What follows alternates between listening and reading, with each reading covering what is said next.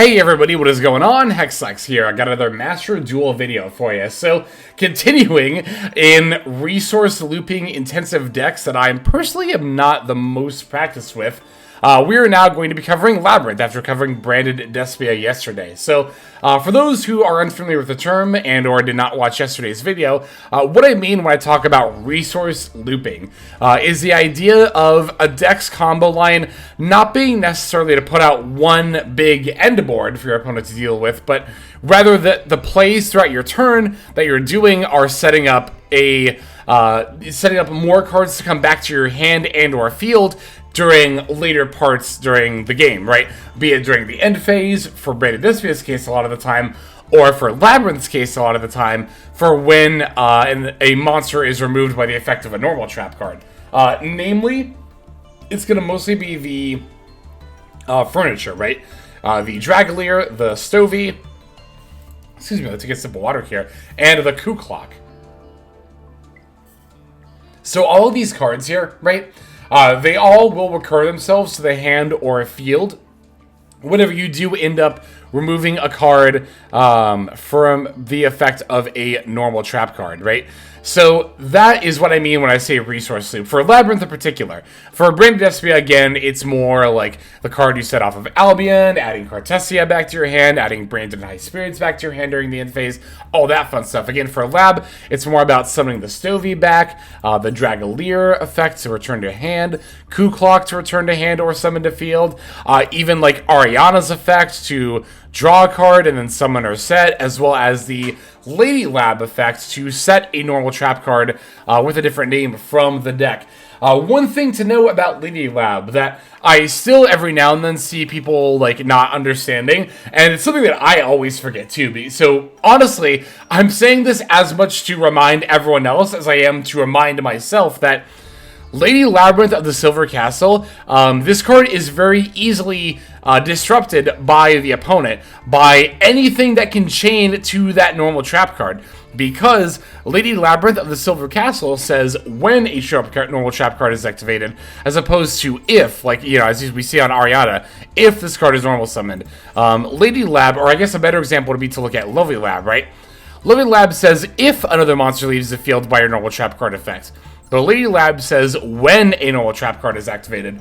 The difference between if and when is what causes Lady Lab to lose timing. Because Lady Lab says when, she has to be chain link to, or just the next chain link after the normal trap card is activated. But priority is always going to get passed to the other player between effects being activated. That's how the game works. It's to give, you know, every player a chance to get the effects they want to on the chain link when they're allowed to. So, again, if your opponent chains literally any effect to the normal trap card, you will not be able to use Lady Lab's effect. That's worth noting, not only if you're playing with this deck, but of course if you're playing against it as well. So, definitely worth keeping that in mind for sure. So, the build that I have here is mostly pretty standard. I think the only thing I'm doing that's pretty irregular is that I'm not on a single pot of Extravagance, I'm on a pot of Prosperity instead. And Prosperity is not totally uncommon in Lab 2, but the main reason that I'm playing Prosperity instead of Extrav is that I'm not trying to randomly banish my stuff at all, right?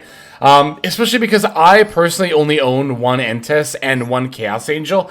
Ideally, in a perfect world, you would have two Entess and two Chaos Angel because they do end up being the more used / most useful cards in the extra deck. But also a lot of the reason that people play multiple copies of those cards is because they're on Extrav. But the thing about Extrav is that, like, you're not even, like, you could play 2 or even 3 Chaos Angel and Entess. You could still banish all copies of one of them.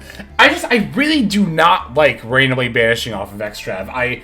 In no deck I've played it in that even remotely cares about the extra deck have I ever felt good about it. And that is going to be true of this deck too. Personally, I don't feel good about using Extrav, even if I was playing 2 of each Entess and Chaos Angel. Again, but especially because I only have 1 of each, I'm definitely going to be on the Prosperity instead. And yeah, I mean, that's pretty much the main reason right there. I think Prosperity in general might even be better than Extrav because I feel like this deck doesn't really care I mean, obviously every deck cares about getting advantage where it can. Every deck would like to +1 if possible, but I don't think this deck is necessarily needing to plus as much as it wants to find, like, a specific card, right?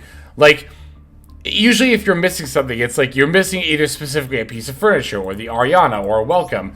And using Prosperity to look at 6 and dig for that, I think might have more merit than just straight up banishing 6 random cards just to draw the top 2 cards of your deck. So, let's see, what else do I have to say about this list here? Again, this list is pretty standard. I think Call By is probably the most non-standard thing I'm playing here.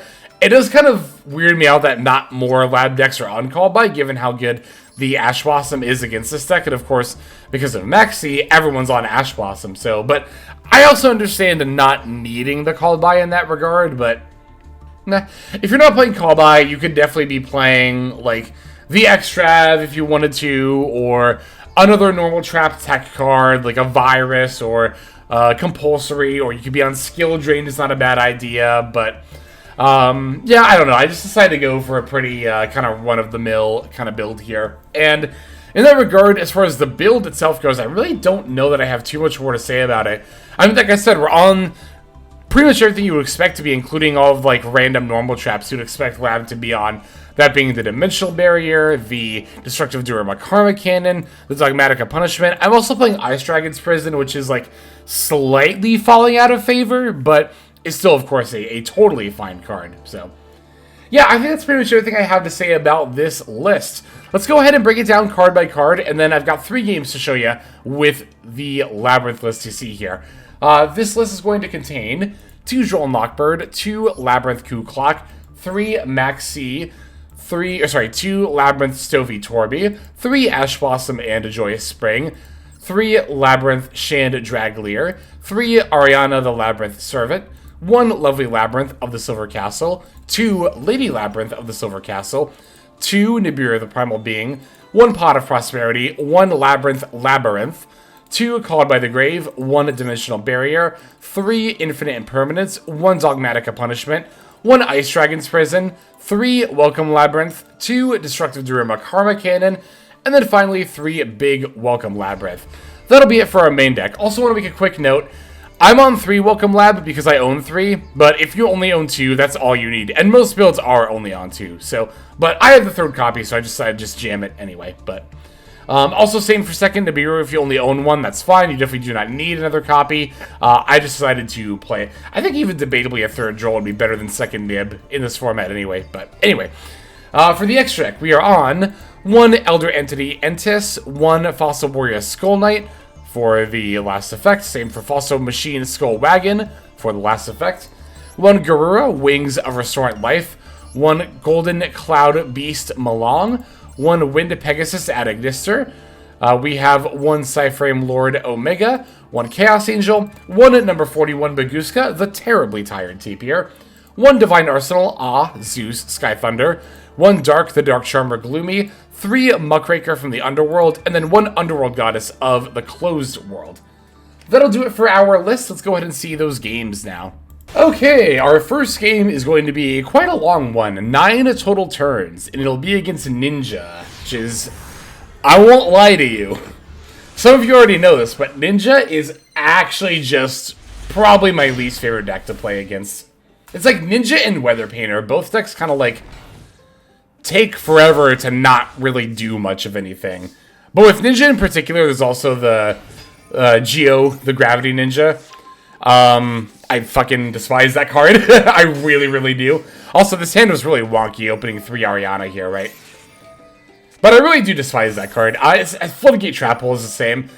Effects that flip a monster face down and say, haha, you can never flip this up again for any reason ever.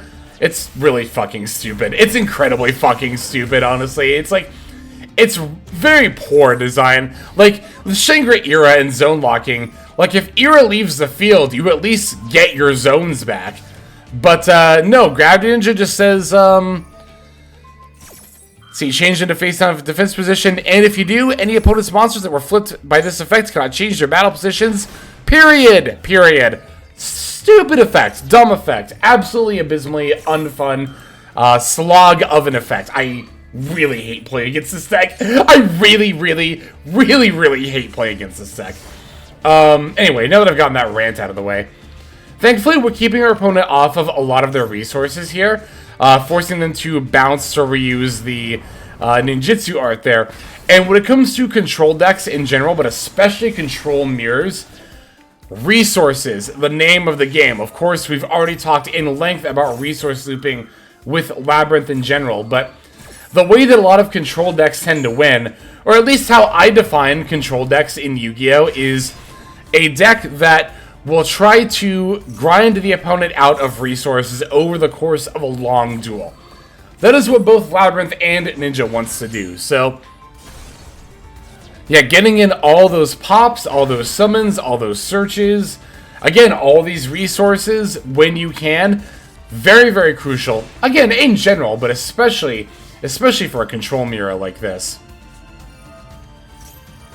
I can use Welcome Lab as well as Lady Lab effect here. This will also proc the Mizan effect to set a ninja monster. So there is the Geo. There's the Gravity Ninja. I'm going to set up the Imperm, but unfortunately for me, that's just not going to be able to, fire off in time to stop my lovely Lab from getting flipped down. To be fair, at least with Lab, I can, bounce with the, what is it called? Big Welcome Lab. I can bounce the lovely Lab back to my hand at some point, but it's still really annoying. And yeah, there's that Big Welcome Lab there. So, opponent is now in top deck mode. Very, very much where I want them to be. Unfortunately for me, they actually just peel the literally best top card of their deck.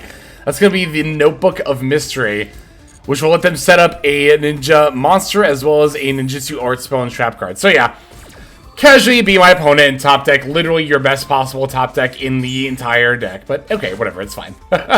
Sure, fine. Alright, by using the Big Welcome here, I not only get to set up the Dogmatika Punishment, but also I get to... Oh yeah, I activated the Cooclock here because I thought I would be able to use the Dogmatika Punishment now during their end phase, but it's only to activate Welcome Trap cards, I'm pretty sure, right? Activate one normal trap card. Wait, no, if you could... Hold on. Because this confused me during the actual game, too. You can discard this card. This turn, you can activate one normal trap card that was set this turn. Right, like this was. If you control a Labrynth monster, which I did. But I was only able to activate Welcome Lab there. I don't know. There's got to be some kind of restriction in there that I just am missing on. If not on Cooclock, on another card. But I don't know why I wasn't able to activate Dogmatika Punishment there.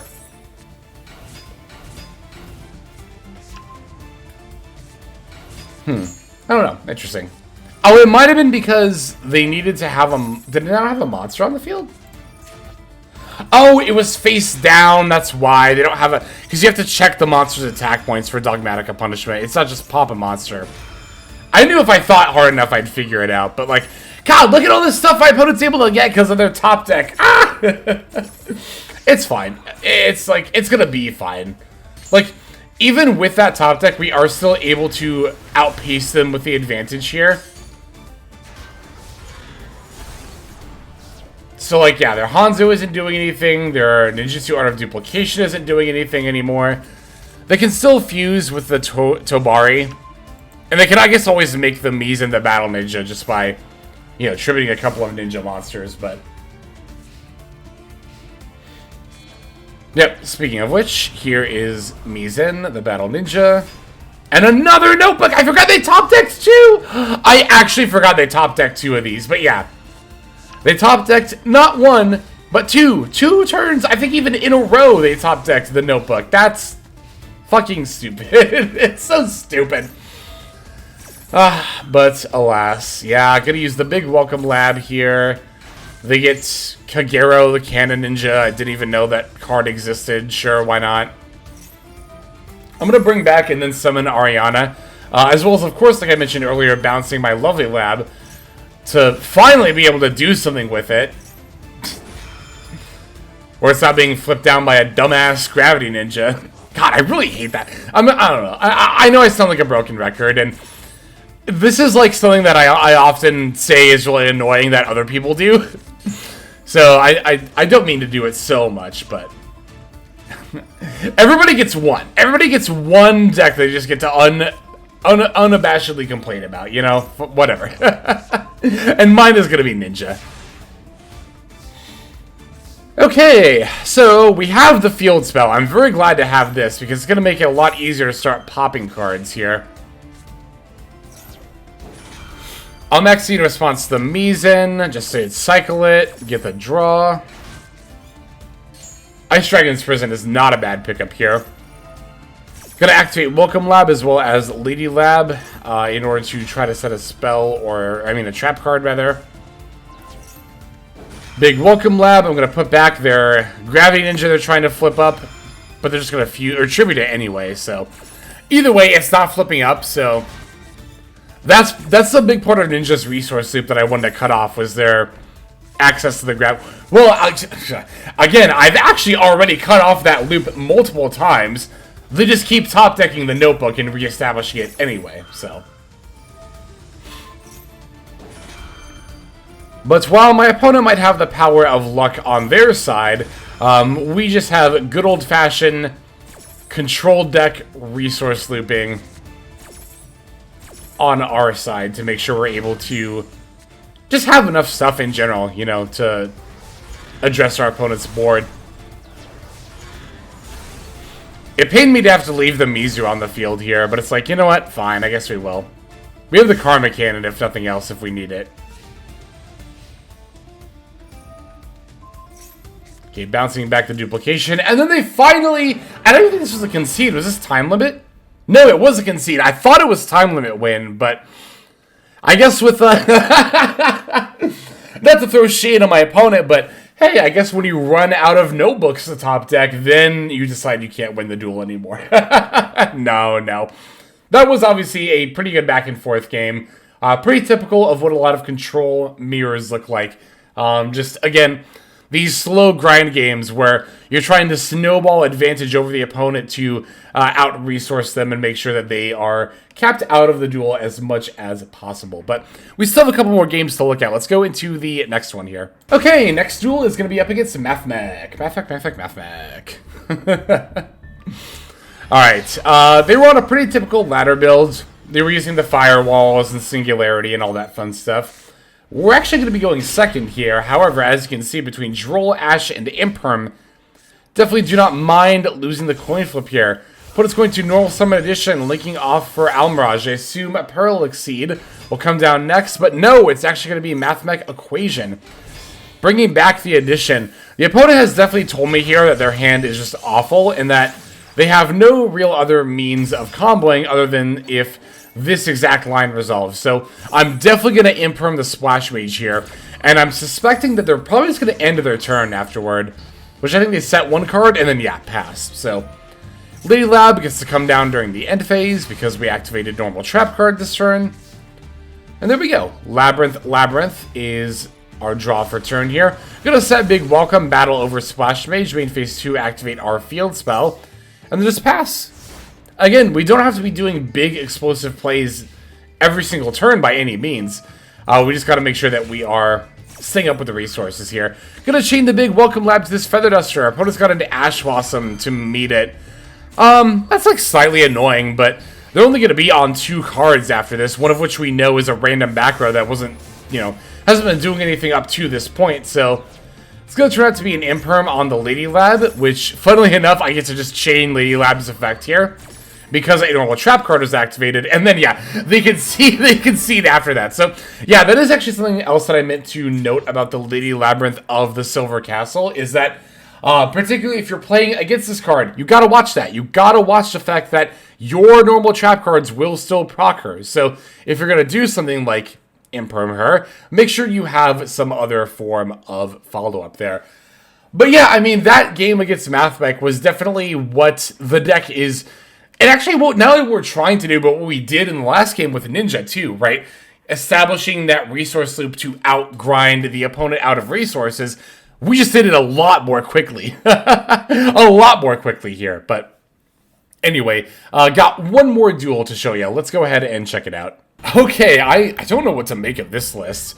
It's a 60-card Kashtira list, which isn't inherently in of itself an awful idea if you're adding more engine, but the opponent seems to have just, I don't know, I don't mean to, like, I don't want to, like, be sitting here and, like, shit-talking people's builds, but I don't understand my opponent's build of pure Kashtira, but bumping up to 60 cards to add a bunch of, like, random disruption. It just seems like you're making the deck way more bricky than it already is.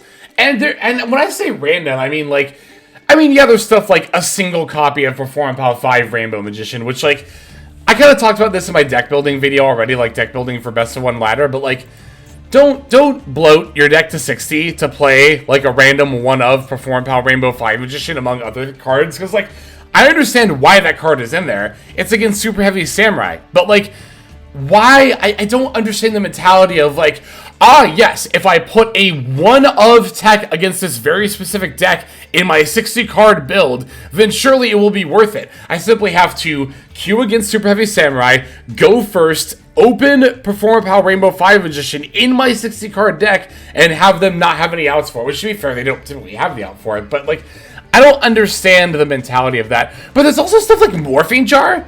I don't know what Morphing Jar is doing in a 60-card Kashtira deck. I don't know. I'm not saying my opponent's list is bad. I'm just saying I don't understand it even a little bit. Maybe there is a science behind it that I'm just not aware of. But I am, well, definitely not aware of it. So anyway, I get to establish the field spell as well as both Labrynth trap cards here. Gonna use my furniture to set up the rest of my stuff. I don't know, I decided to start with the Big Welcome for the Lady Lab. Although, no, what am I doing? I should have Welcome Labbed for Lovely Lab first, and then I could have Lady Labbed and Hand Ripped. I knew I misplayed this turn one, or the line there on turn one, and I was trying to figure out how exactly I did it. Here's what I was thinking. I can actually tell what I was thinking. I wanted to set another card with the Lady Lab off the Welcome Lab, but establishing the Lovely Lab off the Welcome is better first, if you have both like this, because you can Welcome Lab for Lovely Lab, and Lovely Lab will not only prevent your Big Welcome from being chained to by monster card effects, but then also when the Big Welcome activates, that's a monster leaving by your normal trap card, and then you get to pop a card from your opponent's hand. So, okay. Yeah, I did screw that one up a little bit. Anyway, Dino Wrestler Pankratops, I guess, is coming down, trying to pop my back row, but I'm just going to chain it. It's a Welcome Lab. So, like I said, that will also allow me to set with the Lady Lab as well. But it's going to Droplet, sending the Arise-Heart against the Lady Lab here, but that's 100% fine. I do not care in the slightest. Also, them showing me the Arise-Heart tells me they're on some amount of Kashtira, which to me says this Droll has a pretty good shot of being very, very game-winning here. So, opponent's going to draw 2 off of the talent, and then, yeah, I'm just going to fire off my Droll off of that. Now, granted, because they're on 60, I thought this was tier cash. I was, like, sure this was tier cash, with, like, a weird Dino Wrestler Pankratops, like, tech or something. So, I kind of thought, like, okay, maybe if they try to top deck into Pearl of Rhino, I can stop that. So on and so forth, but now knowing in hindsight that they are on a pure Kashtira build, this Droll had to have been devastating. Even if they had ripped Right South or Unicorn or the one of Fenrir or something, they still would not have been able to utilize it for any kind of a combo line at all. They do get to thrust here, but they have to set Imperm. They can't add anything, remember, because of the Droll. And then, yeah, then they activated. Oh, poor opponent. Activating the Right South was just so sad. So sad GT to King. But yeah, I don't know. Like I said, I'm not, the intention of my videos is never to like shit talk whatever the opponent's doing. I would just feel bad about the idea of someone being like, oh hey, it's me, I'm in a YouTube video, and then the YouTuber being like, oh, look at how bad they are. So like that's why I don't even like to say in general, like generally speaking, that a player or a deck is bad. I don't understand the opponent's build, but there might be some merits behind it that I'm just not seeing. But anyway, that's going to go ahead and do it for this video. Thank you, everybody, for watching these Labrynth games. I normally don't play this deck, and I feel like I'm honestly pretty bad with it, so I definitely do really appreciate you watching the whole thing here. But That'll do it for this one. Let's go ahead and move now to our outro. Hey everybody, thank you so much for watching all the way to the end of the video. That means a lot to me. It's also a great way to support the channel, so thank you very much in that way as well. If you're interested in supporting the channel in other ways, like the very special patrons that I am thanking here, you can do so by checking out some of the links in the description. One of those goes to the Patreon, where you can join these fine folk and support the channel that way. I do post daily content over on Patreon, so you do get something for supporting there. And if you're interested, I also have a coaching tier option as well. Details again will be on Patreon in the link below. Also in the description linked below is my Twitch page where I stream a few times a week. You can go ahead and check that out, follow or subscribe over there if you ever want to catch me live. You'll also find my second YouTube channel if you feel like subscribing over there to watch some of the Twitch VODs as well as some additional non-Yu-Gi-Oh related content that I make over there. Again, any of those links you want to check out is all a great way of supporting. But again, even if you don't do that, just watching was also a fantastic way to support. And once again, I have to thank you so very much. But in any case, this is Hexlex. I'm going to be signing out, and I'm hoping you have a fantastic day.